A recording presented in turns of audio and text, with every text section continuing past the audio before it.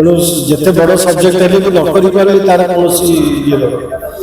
ତେଣୁ ୟଙ୍ଗ ପିଲା ଆଣୁଛନ୍ତି, ଏବେ ଭଲ ହେଉଛି। କାରଣ ସବଜେକ୍ଟ ଭଲ ହେବା ଦରକାର, ଲେଖା ଭଲ ହେବା ଦରକାର, ନହେଲେ କୌଣସି ଭଲ ଆକ୍ଟର ଭଲ କରିପାରିବ। ଡିରେକ୍ସନ ତ ଡାଇରେକ୍ସନ ପାଇଁ ବହୁତ କଥା ଜାଣିବାକୁ ପଡ଼ିବ, ମାନେ ତେଣୁ ତା ପ୍ରତି ସିଆଡ଼କୁ ଦେଇନି, କିନ୍ତୁ କରିବି, ଗୋଟେ ଡାଇରେକ୍ସନ ଦେବାର ଇଚ୍ଛା ଅଛି। ହଁ, ସେ ତ ପ୍ରତିଦିନ ପରିଶ୍ରମ 30 ବର୍ଷ ହେଇଗଲା, ଉପରେ 30-35 ବର୍ଷ ଉପରେ ହେଇଗଲା। ତେଣୁ ଏଇଟା ପାଇବା ପାଇଁ ନୁହେଁ, ଭଲରେ କେମିତି କରିହେବ ସେଇଗୁଡ଼ା ଚେଷ୍ଟା ଚାଲିଥିଲା। ଜୀବନ୍ତ ଅଭିନୟ କେମିତି କରନ୍ତି? ବହୁତ ଲୋକ ଆପଣଙ୍କୁ ନବାଜୁଦ୍ଦିନ ସିଦ୍ଦିକୀଙ୍କ ସହିତ ମଧ୍ୟ ତୁଳନା କରୁଛନ୍ତି।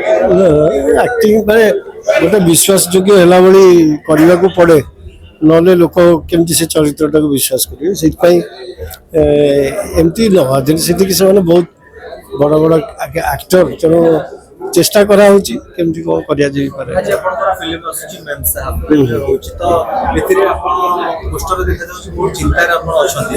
ଆକ୍ଚୁଆଲି ଚରିତ୍ରରେ ଆପଣ କେମିତି? ହଁ, ମାନେ ଇଏ ମେମ୍ ସାହେବଙ୍କର ଗୋଟେ କ'ଣ ହେଇଛି, ଗୋଟେ ମର୍ଡର ମିଷ୍ଟ୍ରି କଥା, ଯୋଉଟାକୁ ମୁଁ ସଲ୍ଭ କରିବା ପାଇଁ ଅଛି ସରକାରୀ ସ୍ତରରେ। ରିଟାୟାର୍ଡ ହେଇଯିବାର ପାଖାପାଖି ବେଳେ ଏ କଥାଟି ଆସିଛି, ତେଣୁ ତାକୁ ସଲ୍ଭ କରୁଛି ଆଉ ଏଇ ଉଦ୍ଦେଶ୍ୟ, ଏଇଭଳିଆ ଇନଭେଷ୍ଟିଗେଟିଭ୍ ଅଫିସର ଭଳିଆ।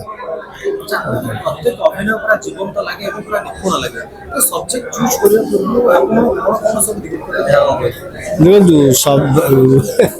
ସତ କଥା କହିଲେ ଓଡ଼ିଶାରେ ଆଉ ଚଏସ୍ କରିକି ତ କରିହେବନି, ତେଣୁ କରିବାକୁ ପଡ଼େ। କିନ୍ତୁ ଏବେ ଧୀରେ ଧୀରେ ଟିକେ ଚଏସ୍ ଭଲ ୟଙ୍ଗ ଡିରେକ୍ଟର ମାନେ ଆଣୁଛନ୍ତି ଭଲ ଭଲ ସବଜେକ୍ଟ, ତେଣୁ ସବଜେକ୍ଟର କଥା ନେଇ କରିପାରିବା ଦରକାର। ତେଣୁ ଯେତେ ବଡ଼ ସବଜେକ୍ଟ ହେଲେ ବି ନ କରିପାରିଲେ ତାର କୌଣସି ଇଏ ରହୁନି। ତେଣୁ ୟଙ୍ଗ ପିଲା ଆଣୁଛନ୍ତି, ଏବେ ଭଲ ହେଉଛି। କାରଣ ସବଜେକ୍ଟ ଭଲ ହେବା ଦରକାର, ଲେଖା ଭଲ ହେବା ଦରକାର, ନହେଲେ କୌଣସି ଭଲ ଆକ୍ଟର ଭଲ କରିପାରିବ ନାହିଁ।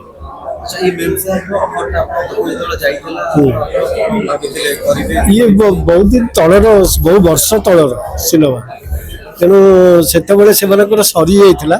ଲାଷ୍ଟ ପାର୍ଟ ଏକଦମ ଏଇ ଭୁବନେଶ୍ୱରରେ କଳିଙ୍ଗ ଲ୍ୟାବରେ ହିଁ ହେଲା। ତେଣୁ ମୁଁ ସେ ରେଷ୍ଟ ଅଫ୍ ଯେତେ ଆକ୍ଟର ସେମାନଙ୍କ ସହିତ ଦେଖା ହେଇନାହିଁ ଏ ସିନେମାରେ।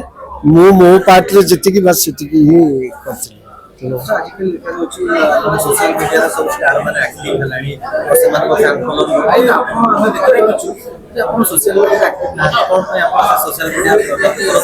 ସେଇ ସବୁ ତାକୁ ଶିଖିବାକୁ ପଡ଼ିବ, ଆଉ ତାକୁ ସବୁ ଚଲେଇ ଶିଖିବାକୁ ପଡ଼ିବ। ତେଣୁ ହେଇନି, ଗୋଟେ ହେଇପାରୁନି ଆଉ।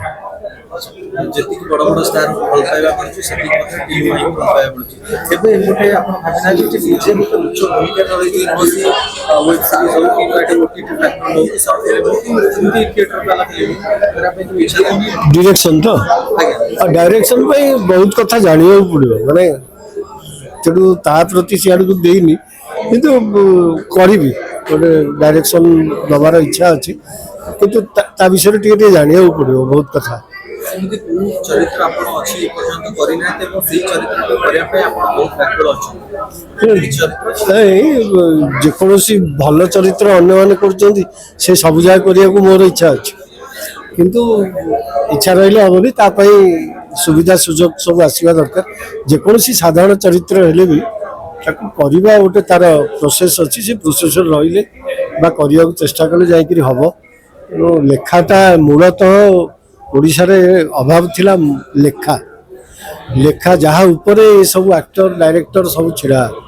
ତେଣୁ ମୂଳ ଯେଉଁ ଲେଖାଟା, ସେ ଲେଖକ ବା ସେମିତି ଲୋକ ଆସୁଛନ୍ତି ଏବେ ଧୀରେ ଧୀରେ। ତେଣୁ ସିନେମା ଭଲ ହେଉଛି। ଭଲ ଲେଖା ନହେଲେ ଭଲ ଆକ୍ଟର କି ଭଲ ଡାଇରେକ୍ଟର କିଛି କରିପାରିବେନି।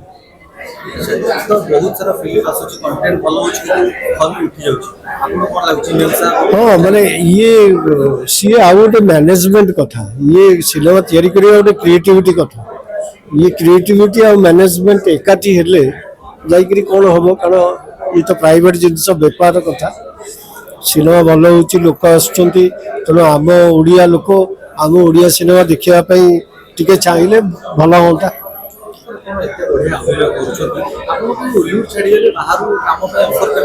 ହଁ, ମୁଁ ଏମିତି ସିରିଜ୍ କରିଛି ହିନ୍ଦୀ, କିନ୍ତୁ ସେମିତି ପୁରା ଯାଇକରି ବମ୍ବେ କାମ କରିବା ସେମିତି ଆସିଛି ଯେତେବେଳେ, ମାନେ ସିନେମା ନୁହେଁ, ଏଇ ଅଲଗା କଥା। କେତେବେଳେ ଘଟିଛି କେତେବେଳେ ନାହିଁ, କିନ୍ତୁ ସିରିଜ କିଛି କରିଛି 7-8ଟା ସିରିଜ ସେମିତି ହିନ୍ଦୀରେ କରିଛି ବହୁତ ଦିନ। ହଁ ହଁ ସବୁ ଟିଭିରେ ବସିଛି।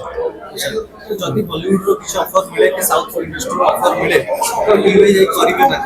ହଁ ହଁ ନିହାତି, ସେମିତି କାହିଁ। ବେଙ୍ଗଲୀରେ ବି ବେଙ୍ଗଲ ସୁଧାଂଶୁ ସାହୁଙ୍କର କଲାବେଳେ କିଛି ଲୋକ କଥା ହେଇଛନ୍ତି, ତେଣୁ କରିବା ଯେକୌଣସି ଆସିଲେ କିଛି ଅସୁବିଧା ନାହିଁ। ଆମେ ଏନ୍ସେଫ୍ ପାଇଁ ଦର୍ଶକମାନଙ୍କୁ କଣ କହିବେ? ହଁ ମାନେ ଲୋକମାନେ ଦେଖନ୍ତୁ, ଯଦି କିଛି ହେଇଛି ଆମକୁ କୁହନ୍ତୁ, ଆମେ ନିଜକୁ ସଜାଡ଼ିବୁ, କିନ୍ତୁ ସିନେମା ଓଡ଼ିଆ ସିନେମା ଦେଖିବାର ଗୋଟେ ହାବିଟ୍ ତିଆରି କରନ୍ତୁ, ଦର୍ଶକମାନଙ୍କୁ ଏଇଟା ଅନୁରୋଧ କରିବି ଆଉ।